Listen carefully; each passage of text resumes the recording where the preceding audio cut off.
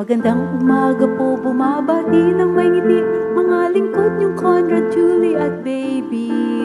Pang dental man o physical, pang hayop man o nutrisyon, karamdam ay hangad bigyan ng solusyon. Tune in, nood na shoutout pa, may signal man o mahina, mula Martes hanggang Biyernes wala tong miss. Tiyak kayo ay mabibless, may libreng load kita kids. Tanghali mo'y complete, ngiti mo'y di pilit. Impormasyong pangkalusugan, hangad namin kayo'y matulungan. Impormasyong pangkalusugan, kasama mo sa pananghalian. Impormasyong pangkalusugan, hangad namin kayo'y matulungan. Impormasyong pangkalusugan, kasama mo sa pananghalian. Kasama mo sa pananghalian.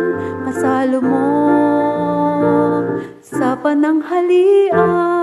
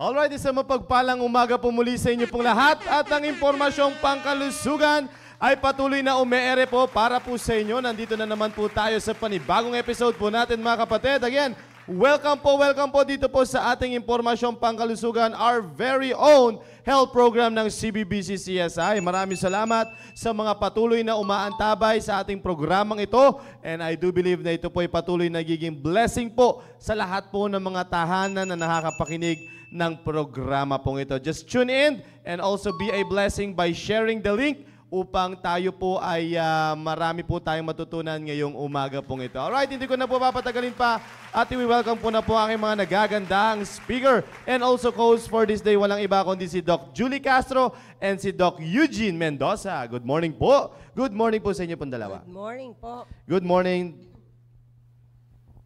Good morning. Man. Masayang umaga. Masayang umaga sa lahat na nagsusubaybay. Pasensya na po, na-late kami. Technical error. Ayan, no. Shoutout muna kay Doc Lani. Nanonood si Doc Lani. Difficulties. Ayan. Anyway, salamat pa rin sa Panginoon dahil nandito na tayo. At mukhang maganda ang set natin. Mukhang ito na lang ang Christmas natin. Isang taon na yung dekorasyon mo, Eugene. Anyway, maraming Sulit na sulit na. Oo nga. Pwede nang palitan. Anyway, maraming salamat. Babatiin ko na agad ang mga taga North, South, East. and West corner ng ating simbahan. Hello po. Hello kayong lahat dyan. At alam ko nandiyan kayo lahat sa area. Yes. Oo, may mga saturation. At kung ano man ang ginagawa nyo, nasa tindahan na kayo or... Bakit naman sa tindahan agad? Ay, sa 11:22 na. Oo. Yan na talaga. Papunta na sila sa pinakamalapit na sari-sari store. Or pinakamalapit na kapatiran. Yeah. Yan. Ito na Anyway, yung mga... maraming salamat at ano ba ang gagawin ko? Kasi naka-program lang siya ng 11. Pag 11:30 na, iba na. Diyos ko, ano yan? Parang nakita ko ang Marvin. Yan, Sir Marvin Oo. Fernandez. Hello po, At happy least, watching. umabot ka. Mm-mm. Akala niya rin siguro wala pa. Anyway, sino ba itong mga... ikaw na lang ang basta binabati ko ang mga senior citizen. Hello kayong lahat dyan. At siyempre ang mga Southeast Yun. family. Hello kayong lahat dyan. At sa aming group leader, area leader. Hello kayong lahat dyan. At sino pa? Sino ba nauna? Marami na po mga nagsusubaybay ngayon. Ayan, Doon po si Ma'am Linda Quinones, Belia Quinones, si Ma'am Cecil Gabriel, Ma'am Mary Gonzaga, and also si Sir Georgie Lacson. Ma'am Alma Pasigna.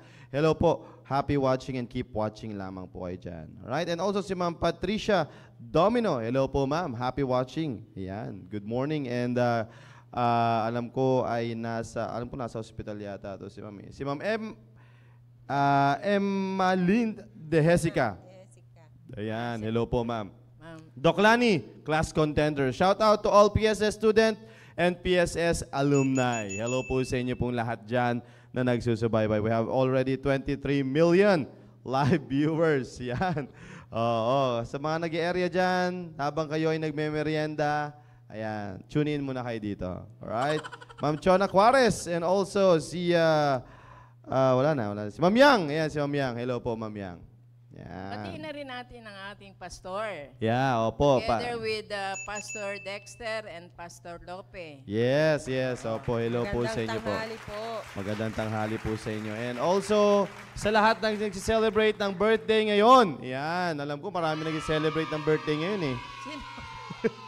Alam ko meron. Meron ba? Ha? Si? Sir Josiah. Oo, Sir Josiah Biadang. Oo, hello po sir. Happy birthday. At meron pang isa eh. Sana makarating sa iyo ang aming pagbati. Yes, oo. Si Ma'am Shirley Celerio. Ayan, birthday niya rin po ngayon. Hello, ma'am. Happy birthday po, Ma'am Happy Shirley. birthday po. And also si Sir Josiah Biadang. Yun, oo. Meron pang isa eh. Si Sir si Sir Graymond Agpoon. Yan, oo. Ang nag-instruct sa ating mga labas. Babatiin pa ba natin yun? Yan, oo. Sir Graymond, nanonood yan. Viewer natin yan. Oo. Happy birthday, Sir Graymond. Ano lang yan, makukuha ko sa isang tray na egg. Oo. Wala na daw, ma'am. Nagtaas na. Kahit na mataas pa Oo, sa nagtaas na sila ng itlog. Grabe nga. Sayang yun, 4 pesos, mga kapatid. Oo Oh. nga. Sayang yun, 4 pesos for 1 egg. Ngayon, magkano na? Bumalik yata, ma'am, ng 7. Okay. Oo, medyo mataas-taas na siya. Sayang, oo. Anyway, Ma'am Eugene, bati ka muna sa ating mga live viewers natin bago tayo Magandang umaga po sa inyo pong lahat. Maraming salamat sa 24 million na nagtiyaga, na naghintay po sa amin. Amen! Hello po. Ayan, oo. Sir Tony! Ayan, Sir Tony, good morning po sa iyo, Sir Tony Japanes Jr. Ayan. Alright, sige, tuloy-tuloy na tayo mga kapatid para matapos na natin itong, ang tawag nito, yung gallstone serye natin. No? Matagal-tagal na rin natin ito natatalakay. But again, sana ay meron po kayo natututunan for the past few weeks dun sa diniscuss ni Doc Eugene para po sa atin. Ay, tutuloy niyo lang po. Tapusin na po natin itong discussion natin ito so that we can move forward sa panibagong topic po natin. Kung meron po kayong suggested topics ay ilagay nyo lang dyan sa ating comment section box. At si Ma'am, alam ko si Ma'am Linda Quiñones yung nag-suggest ng eczema. Oo, Pero sa eczema. pagka eczema po kasi, hindi po siya, dermatitis po siguro. Anything na concern po sa balat. Po. Yeah, opo. Pag eczema po kasi, para bang pathognomonic sa isang sakit. Pero pag dermatitis po, lahat po ng klase ng sakit sa balat, yun nga lang, hindi na natin matapos hanggang matapos ang taon. Ang dami kasi nun. Madami. po Meron nun. ng mga... Madaming ganun. Marami pong klase. Oo. Kaya siguro, dun lang, gusto lang nilang malaman kung ano pong meron sa eczema. Ayan. So, mga kapatid, ay lagay nyo lang dyan sa ating comment section box pag meron kayong mga suggested topics upang talakayin po natin dito, mga kapatid. Alright, sige po, tuloy-tuloy na tayo at kukontinue lang ni Doc Eugene yung discussion niya last time. Alright, sige po. Yan, nandito po tayo, mga kapatid, sa topic natin na gallstones. Yan, Doc Eugene, pwede natin pahapyawan ulit ito kung anong nangyayari sa isang merong tawag nito, gallstones. Baka di na naman natin matapos ito. Dito lang, kahit dyan lang. Oo, sa ating Pag sinabi po natin gallstone, ay bato sa gallbladder. Pero ang medical term po noon ay cholelithiasis. Chole is the gallbladder, lithiasis is the stone. So gallstone is cholelithiasis. Namuong mga cholesterol and bile pigments po doon. Kasi ang gallbladder or abdo ay doon po iniimbak ang cholesterol. Pag kailangan ng katawan natin, magre-release siya. So siya ay taga-imbak at taga-release kung kailangan ng katawan natin. Ang abdo ay naka-attach sa common bile duct na yung bile duct ay nanggagaling sa liver, mag-mimit po sila sa common bile duct, papunta po doon sa intestine. Kasi meron din siyang isang sangapa na manggagaling sa pancreatic duct. Lahat po sila ay magtulong-tulong para sa digestion po ng ating kinakain. Manggagaling sa liver, yung gallbladder wala siyang ginagawa, taga-imbak at taga-release lamang po. Kaya pwedeng tanggalin yung ating abdo, pwedeng dumiretso yung nanggagaling sa liver, diretso na doon sa bituka. Okay? Ayun. Alright. So at least napaliwanagan kayo muli nung patungkol sa gallstones na yan. Alright? Sige, tuloy tayo. Doon na tayo natapos, mga kapatid, sa ating prevention. Ayan. Natapos natin yung mga iba't ibang kapamaraanan para maiwasan natin yung gallstones. Dito na tayo sa diagnose. Kung paano natin ma-diagnose itong gallstones na ito. Paano natin nalalaman ang diagnosis po dito? Sabi ko nga po, kahit mayroon kayong gallstone or cholelithiasis, ay madalas ay hindi nyo nalalaman. Pero kung kayo po ay nakaranas na ng simptomas, ibig sabihin talagang meron na po kayo niyan. Kasi during workup ay doon nakikita na meron na pala kayo noon. Kahit na wala pa kayo nararamdaman. Siyempre po, with the advent of abdominal ultrasound, nakikita po yung whole abdominal ultrasound. Pagka sinabing whole abdominal ultrasound, nakikita po yung liver, yung abdo, yung stomach, yung butuka, yung pancreas, yung spleen. Pag babae, kasama na yung uterus, ovaries, at saka tubo. Pag lalaki, nakikita rin yung prostate gland. Kasama na po yung bladder, nakagaya din po sa babae. Kaya pagka sinabing whole abdominal ultrasound, lahat yun ay nakikita.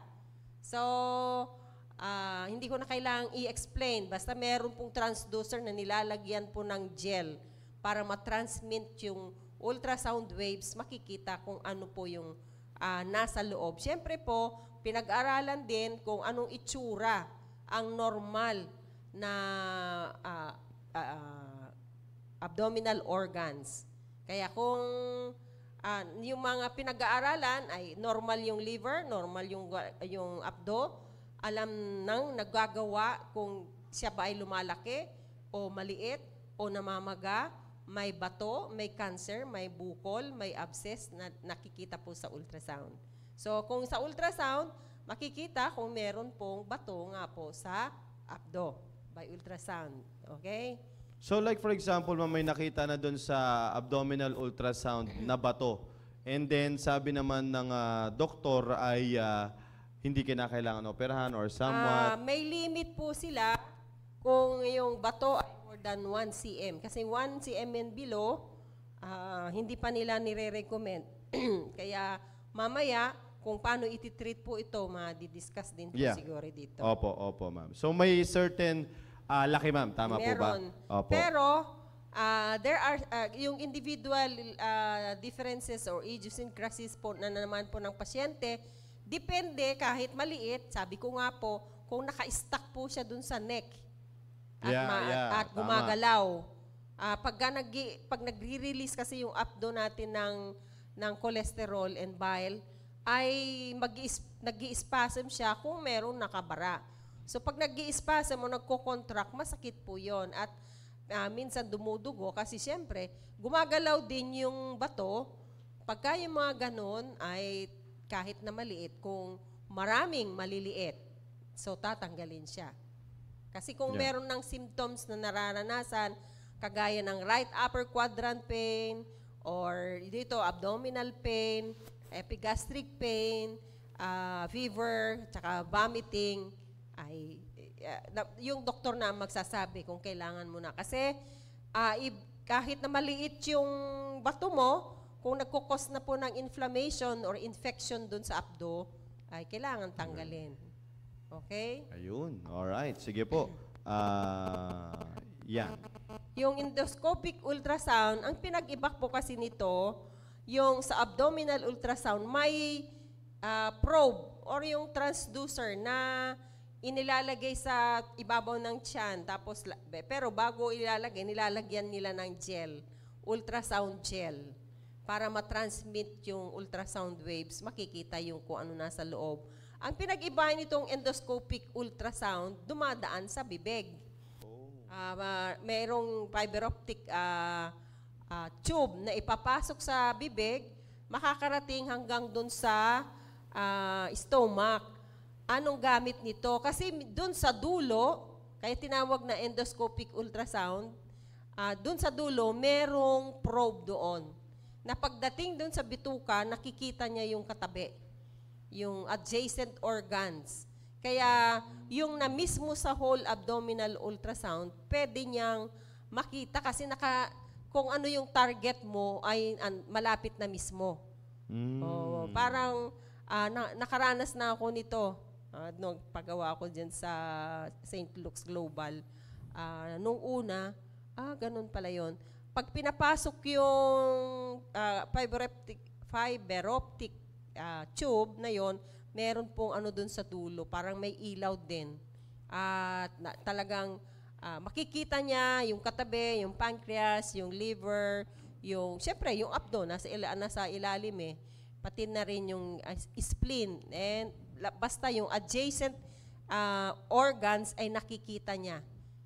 Ano yun? May anesthesia? Oo.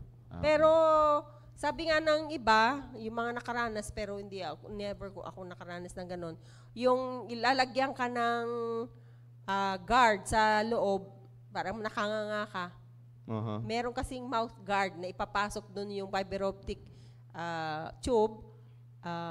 I-sprayan ng anesthesia yung bibig mo na pinakapangit na lasa yon, para hindi mo maramdaman yung pagpasok ng tubo. Kaya lang, kasi pag wala yon, maliban sa ayaw mong tanggapin, masusuka ka. Kasi pag na dumaan yon, ay ma-stimulate yung gag reflex mo, magsusuka ka. Pero sa mga nakakaranas ng madalas yan, pwede yun. Sprayan lang nila ng anesthesia yung lalamunan, and then after few minutes, ilalagay na yung mouth guard. Doon ipapasok po yung tube.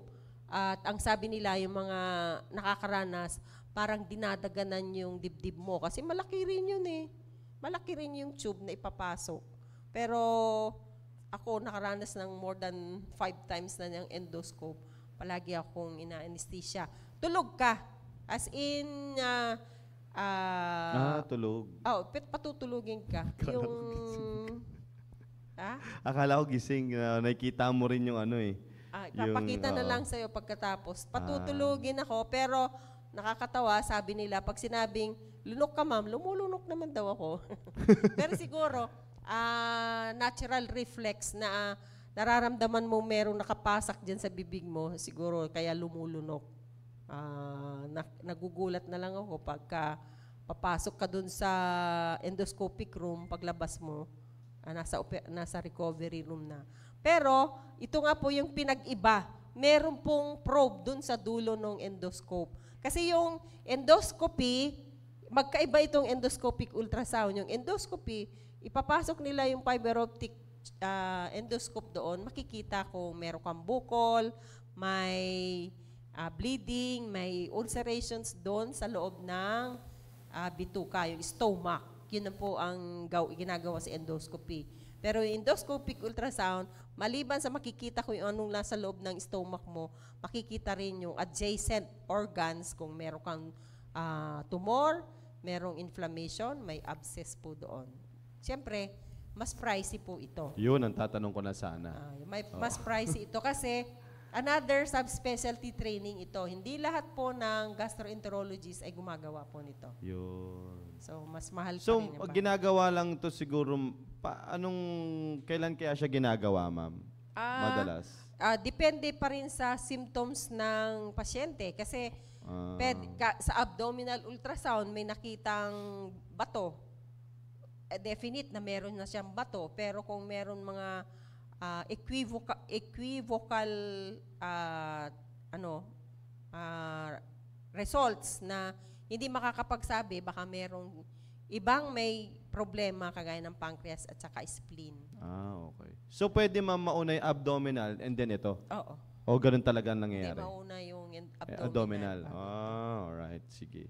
Kasi mahalaga yun. Baka kasi minsan, baka mayroon silang, yung mga nanonood sa atin, nagtataka sila, bakit kinakailangan pa akong iganon? Pero not all cases ay kailangan ng endoscopic ultrasound. Yun, correct. Kaya dapat maunawaan nila yun, ma'am, no? Para at least, hindi sila magtataka na, endoscopic, baka hindi naman kinakailangan, in-ultrasound naman na ako, dapat nakita na nila doon. Ibig sabihin nun, ito yung sabi ni Doc Eugene kanina, baka may gusto pa silang tignan pa further. Very good example ay yung pagka kami nag-ultrasound, yung transvaginal ultrasound at saka transrectal. Yun. Yung transvaginal ultrasound, nakadikit na mismo dun sa organs. Pero pag transrectal, ipinapasok namin sa rectum yun eh. O di mas malayo yung target organs namin. Kaya mas mahirap magbasa at mag-ultrasound kung nakapasok yung probe sa loob ng rectum. Pero ginagawa namin kasi ito sa mga wala pang sexual experience. Mas mahirap pong gawin yon. Oh. At mas mahirap basahin. Alright, sige po. At next tayo. Ma'am, gusto ko lang tanungin yung yung may pinapasok ng EGD ba yun? Ayun yun. Oo. Usually, inaano yun kasi dun sa mga merong mga ulcers. Oo. Stomach ulcers. Kunyari, sakit ang tiyan mo, baka may mga ulcer, may mga butas na or ano. Yun ang madalas EGD lang yun. EGD lang yun. Yun lang ang purpose nila. Kung merong bleeding, may ulcerations, or may inflammation sa loob ng, or polyp, sa loob ng stomach. Pero pag endoscopic ultrasound na nga, lahat na. pati yung labas ng bituka. Kasi yung endoscope, hindi niya nakikita kung anong nasa labas ng bituka. Okay. Galing. May buti na lang, may mga ganyan-ganyan na, no? Dati, kapakapa na siguro. Ano lang, tingnan natin. Siguro dati, ma'am, no, yung wala pang mga ganyan, lahat magbabase sa simptomas. Oo. No? Kung ano lang kaya talaga. nga pati yung mga gastric cancer, late diagnosis, may bukol na doon. Oo. Kumbaga, kasi hindi naman nila wala pang ganun dati, ano na yan, probe na yan sa loob ng tiyan natin. Pero sa biyaya ng Panginoon, at least, ginamit yung mga ano natin. Alright, next pa, ma'am. Ito pa, last. Yung blood test naman, blood test may reveal infection. Siyempre, makikita yun kung may WBC, jaundice, pag tumataas yung B1, B2, pancreatitis, yung pancreatic gland, enzymes ay tumataas. So, ito yung mga complications ng gallstones. Talaga meron na siyang nararamdaman. Kagaya ng jaundice, ay naka-block na talaga yung bile, hindi na lumalabas. So, maninilaw ang pasyente. Oh, yung presence ng gallstone kasi, pagka napabayaan, magkukos ng inflammation and then infection. Kasama na po yung common bile duct. Paakyat na rin po dun sa liver, magkukos din ng inflammation causing hepatitis. So, mas masakit na po yun. Yun. Alright. So, mahalaga rin, mga kapatid, yung sinasabing blood test. Alright? Isa sa mga mahalagang test yan. Alright. Next, treatment na. Ito na. Ito yung treatment. Pag sinabi nating cholecystectomy, tinanggal mo na yung yung gallstone, yung gallbladder. Cystectomy, tinanggal na yung buo yun. Pati na yung bato. Oh. So, wala ka ng abdo. Your doctor may recommend surgery to remove your gallbladder since gallstones frequently recur. Pabalik-balik po yun. Pwedeng dudurugin, pero after a while, meron ka na naman. Once your gallbladder is removed, bile flows directly from your liver into your small intestine rather than being stored in your gallbladder. Di ba sabi ko kanina, kaya pwedeng mawala yung abdo mo, diretso na yung bile papunta dun sa small intestine. Kaya lang, yung mga bagong natanggalan po ng gallbladder, siyempre mag-a-adjust yung katawan kasi nagkukos ito ng diarrhea. Wala na kasi imbakan eh. Pero mag-a-adjust din yung katawan mo na you can afford even without your gallbladder. Yun. Yun po. Dumidiretso na siya sa small intestine.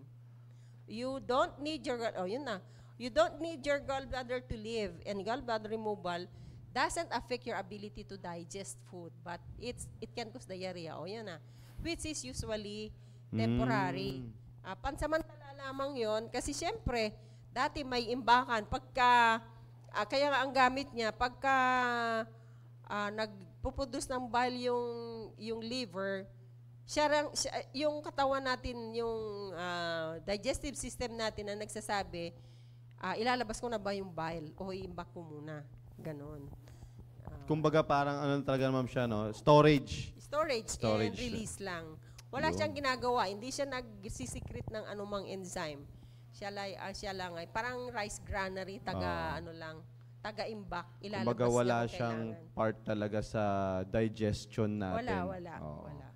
Yun. At least malinaw po yun. Kasi baka minsan natatakot yung pasyente na, tatanggalin na yung tatanggalin na yung abdo. Pero sigurado naman po yan, no?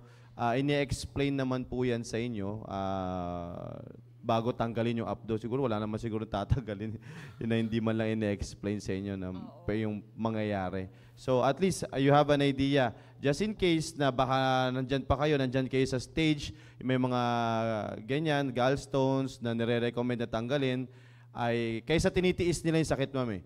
Diba? Kaysa tinitiis po ninyo yung sakit, kung nire-recommend talagang tanggalin, patanggal po ninyo. Ito naman, sabi nga dito, wala namang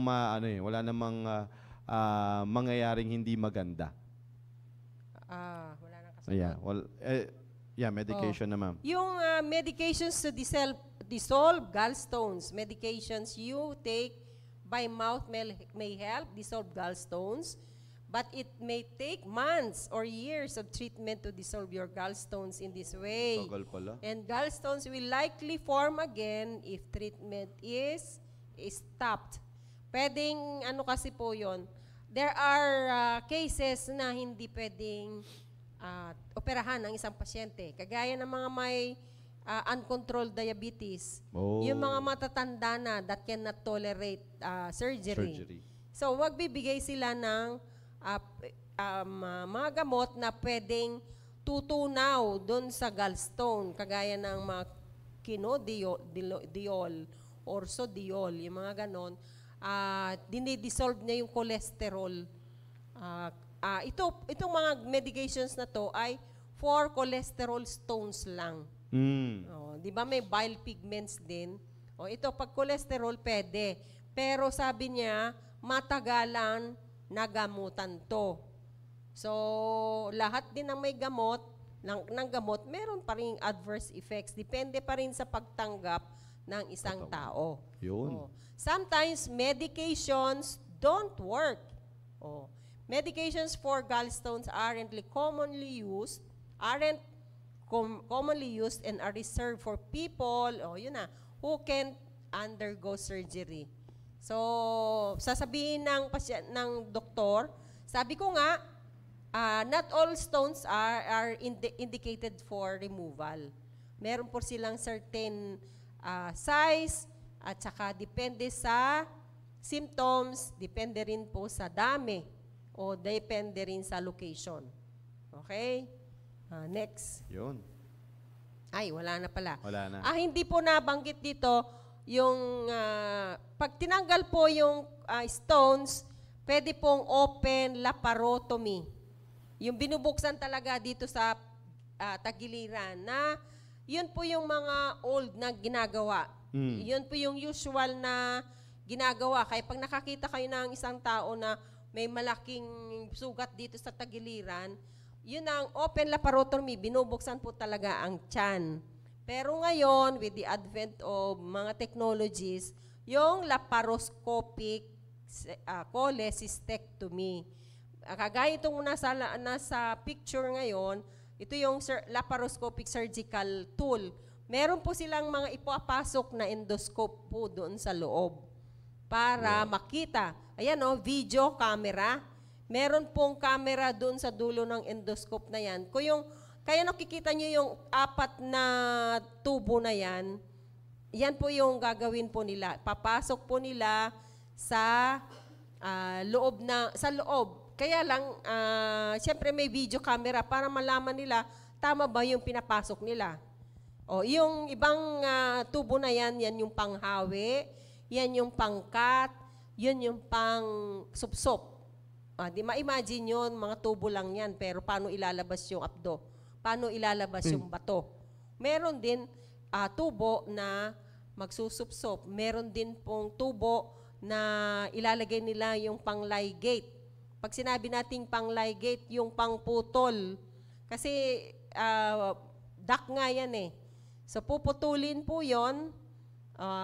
Kung malaki yung bato, dudurugin nila yon, pag pira-pirasuin nila kung hindi papasok doon sa endoscope. Kaya, may anesthesia yan, ma'am, no? siyempre, naka-general anesthesia ito. Naka-general anesthesia. Depende kung gaano kalaki, gaano kadami. Napaka-sadista. Bakit? Baka bago mo ipasok yung tubo na yan, tumayo na. Yun, ito po yung makabago na pamamaraan. Ibig sabihin, walang malaking hiwa sa yung tiyan. So, walang malaking tatahiin. So, kung walang malaking hiwa, walang malaking tatahiin, mas mabilis ang recovery. In fact, kung kagayan, meron tayong kapatiran ngayon na gagawa nitong procedure na to. Ganyan yung gagawin sa kanya? Ganyan. Wow. Depende sa lakas o resistensya ng isang pasyente, bukas pwede na siyang umuwi. Wow. Siyempre, itong maliliit na butas, very minimal ang blood loss nito. Hindi kagaya ng open laparotomy, siyempre pinagbubuksan mo pa lang yung tiyan, meron ng bleeding yan. So kasama na yan. But of course, kaya ipag-pray natin yung kapatiran natin nun. But of course, lahat ng procedure may complications. Accidents can happen. Kunyari, pinagtanggalan ng tubo. Lahat yan ay sterile. malinis bago ipasok sa loob ng ng tiyan. Pero there are times na nagkakaroon ng fistula. Yung fistula,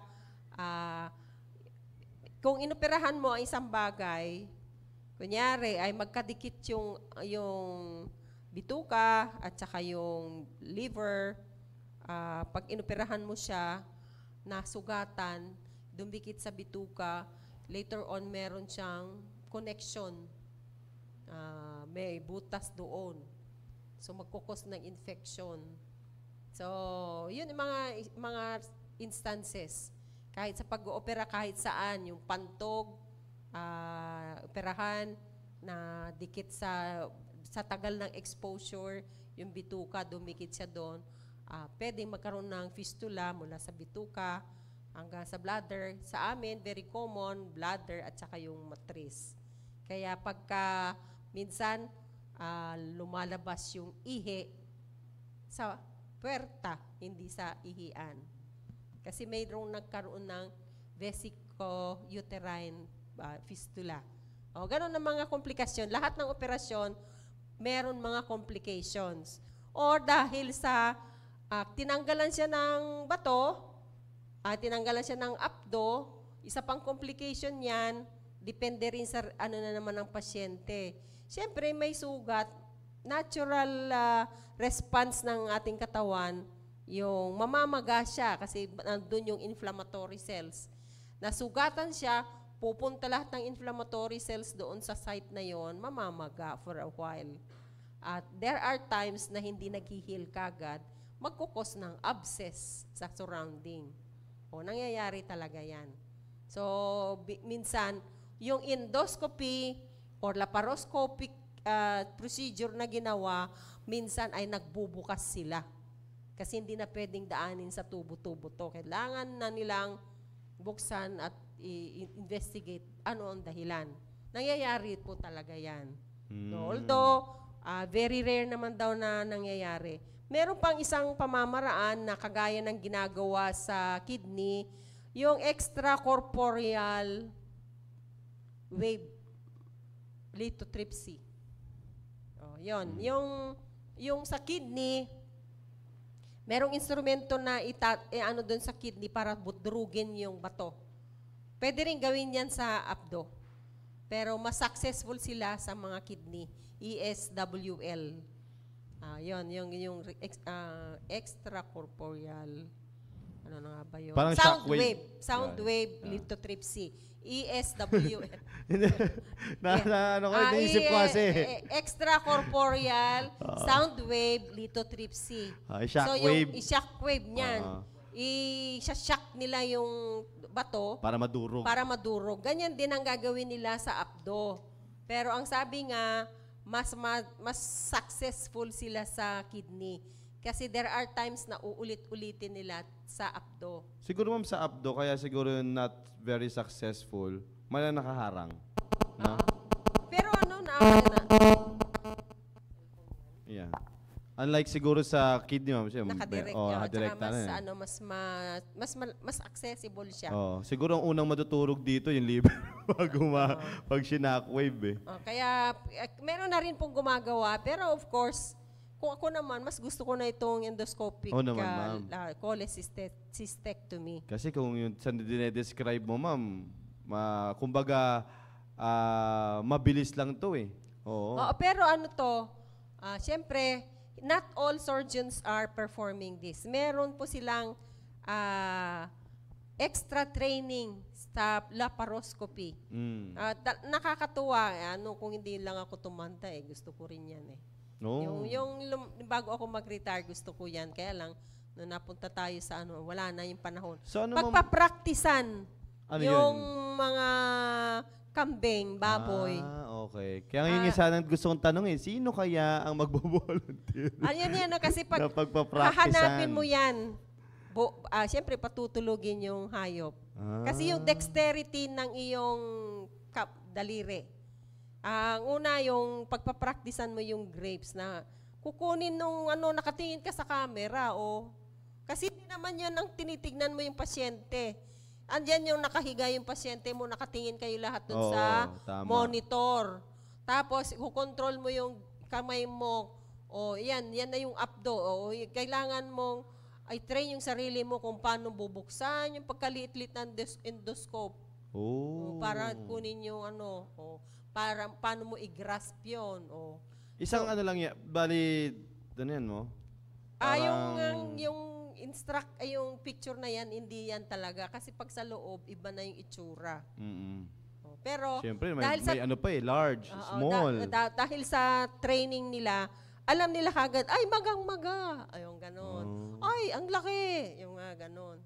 Oh. So, hindi lahat ng general surgeon ay gumagawa nito. Sila po ay tinatawag na laparoscopic surgeon. Oh, laparoscopic surgeon. Meron silang Galing, no? specialty training. Ang galing niya kasi, kumbaga, hindi na siya bubuksan eh. Hindi na. Kahit sa Oo. urology, meron yan. Ang galing. I know somebody, yung kapatid ni Brother Roy, yung kuya niya. Pwede rin. Urologist yun, laparoscopic urologist yun. Yung mga ganun, hindi natapos ka ng general surgery ay kaya mo nang gawin, hindi. Pero, ang kagandahan na ngayon ay hindi ka pwedeng graduate sa general surgery na hindi ka dumaan nito. So, dagdag na sa kanilang training pero they cannot do alone. Yeah. Kailangan sila mag-training muna. Dagdag na sa training, dagdag na rin sa ano yun. So, sa bayad. Yun ang kagandahan ng Ang sa galing na ng advent ano ngayon. robots na ang gumagawa Oo. sa iba. Ang Dito galing. sa St. Luke's Global gumagawa. Pero nag-train sila na hindi sa Pilipinas. Outside the Philippines. Ang Galing. magagaling dyan ng mga robotics ay yung mga Hapon. Yung robot na mismo ang gumagawa. Yung robot ang kinukontrol ng doktor. Ay, Ang alam ko lang yung sa Jollibee. Yung nag-deliver ng pagkain mo. anong nagre-range to ng mga ilan, ma'am? Ay, depende sa doktor at depende sa ospital. Okay. Mura na yung 200. Sige. Malalaman natin kung paano... Pabuksan na lang po ng tiyan ko ay sa 200. Sa totoo lang, yan na merong nagsasabing ganyan. Buksan nyo na lamang po ako. Oo. Mas makakatipid siya. Pero kung sa recovery, mas mabilis ang recovery dito. Tsaka, sandali lang. Lalo na, depende pa rin sa... Gumagawa, ma'am eh. Gumagawa. Tama. On the expertise of the one doing the laparoscopy. Galing. Pero, siyempre, lahat pinagdaanan ng mga laparoscopic surgeon yung practice-training. Siyempre, nag-train nga muna sila sa hayop. Oo. Baboy o kambing. ang Siyempre, ibang-iba naman yung tao, ma'am, eh, di ba? Oo, Ibang-iba iba naman yun. Hindi pwedeng, pag-practicean ko nito. Hindi. Laboratory animals yan. Kambing at baboy. Volunteer, no? Patutulugin yung baboy. Ay, ano ka? General to, ma'am. General, ano to? Surgery? Hindi, yung sa anesthesia niya. General anesthesia. Yung baboy patutulugin din. Hindi nila binubuksan na Gumagalaw-galaw pa, no? At saka yung mga ginagamit na doon, inaalagaan mabuti at hindi kinakain. Yung mga sa bagay, laboratory syempre. animals, hindi kinakain. Alam nga namang Ano kainin sila, mo pa yun. napakaano nila yung sa respect din sa hayop. Pinatutulog sila, hindi nila pinahihirapan. Yan. Alright. So again, Doc Eugene, maraming salamat po at dyan natatapos yung ating, tawag po ito, yung ating, wala na pong nagtanong dito. But again, sana kayo po ay may natutunan doon sa 3 weeks na tinalakay po natin yung patungkol po sa gallstones na yan. So, kahit na ano daw ngayon, pagka ikaw ay fat, 40, female, 6 na F yan eh. Kung lahat yun meron ka, you are prone to gallstones. Nakalimutan ko na yung iba. Fat, female, 40. Fertile, siyempre reproductive age, fertile. Ano yung, hindi ko na maano ko yung, hindi gumagalaw, walang physical activity. 7 F yan eh, nakalimutan ko yung iba. Pero kung ikaw ay female, fat, 40, and fertile, yun. kasama kayo doon sa prone sa gallstone formation. Nako. At saka siyempre, kung meron kayong familial hypercholesterolemia, kasama po kayo doon. Ayun, alright. So again, maraming salamat Doc Eugene sa napagandang talakay na yan. Again, next meeting po ay magbubukas tayo ng bagong topic para at least ay bagong discussion po muli at bagong matututunan na naman patungkol po sa ating kalusugan. Maraming salamat Doc Eugene. Bago tayo magtapos, baka may gusto kong sabihin, ma'am? Yun, maraming salamat po ulit sa pakikinig at maraming Amen. salamat sa 30 million. At sana nga po kahit kaunti ay meron po kami na impart sa inyo. Pwede kayo magtanong pa rin sa susunod na discussion. If ever we have different topics, you may still ask questions regarding this subject para po matugunan natin kung ano ang mga katanungan po ninyo. Just feel free to comment or ano yung mga tanong yung gustong malaman po. Amen, amen. Maraming salamat. Doc Julie. Gusto ko lang pasalamatan muli ang ating doktora dahil na-impart niya sa atin yung mga modern na technique na pwedeng gawinan, lalo na yung kamukha niya na mabilis lang pero medyo mahal. Yun lang at kita-kita na lang po tayo bukas. Alright. Maraming salamat po mga kapatid. Again, tune in po kayo mamaya sa The Baptist Lunch dahil mga doctrines po mga pag-uusapan dyan. Kaya mas maganda maka-tune in po kayo and share the link dyan sa mga dinidisciple po ninyo. Kaya huwag po kayong aalis dyan. Susunod na po ang The Baptist Lunch. Again, have a great day and have a blessed day to you all.